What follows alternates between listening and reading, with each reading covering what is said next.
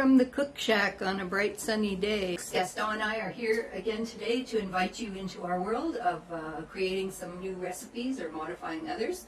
And I'm just here to tell you that we're about to present a wonderful way to make your own Shirataki rice. Now, the Shirataki rice is my preferred thing because eating the Shirataki noodles was always like chewing on rubber bands, and no matter how I doctored them up, they were always just dreadful. So I decided to take White Cat's recipe and modify it a little and turn it into your very own homemade Shirataki rice. Enjoy!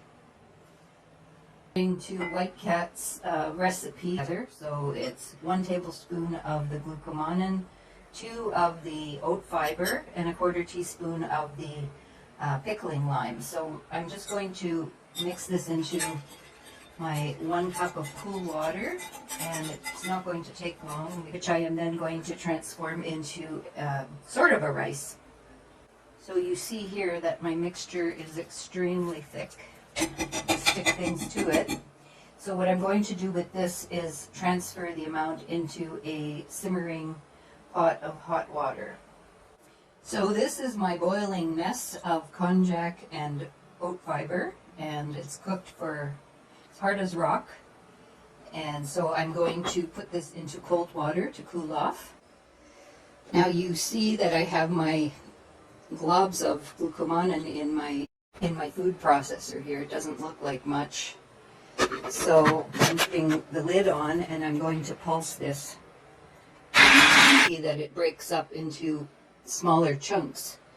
So I'm going to continue this for a bit. At this point in time, we're starting to have more granulated pieces of the glucomannan, so you would just continue to pulse to a size that you like. You don't want to get it too small, but it becomes like a flaked noodle, and it tastes really great with a curry or a sauce over it, and you don't have any of the rubbery texture of the glucomannan noodles, which I find quite disdainful.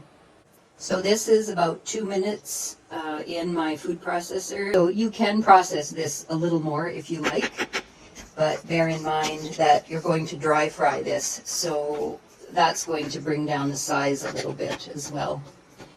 As you see here, I have returned you'll see the size of my rice granules here, and I've returned it to a cold water bath because this does have a smell to it. The deplorable thing about konjac rice is you'll pay $3 for maybe 2 ounces of the konjac rice, and it's that simple to make. So in a dry frying pan, we are going to put in a portion of our konjac rice.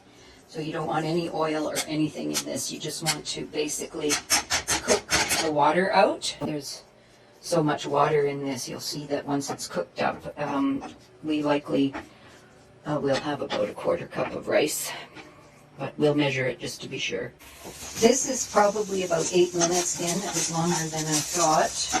As you see, it's starting to look a little fluffier. I likely will go another 2 minutes just because I want my rice to capture the flavor of what I'm going to put into it. So you can do these as dry as you want, and the drier the better if you want your sauce or your flavorings to adhere really well to it, because remember there's no starch in this, so it'll just sop up whatever liquid you put on it. So out of a 1 cup that I put into my frying pan, after about 8.5 minutes, I have 1/2 cup, and they are fairly lightweight, as you see, sort of like a couscous.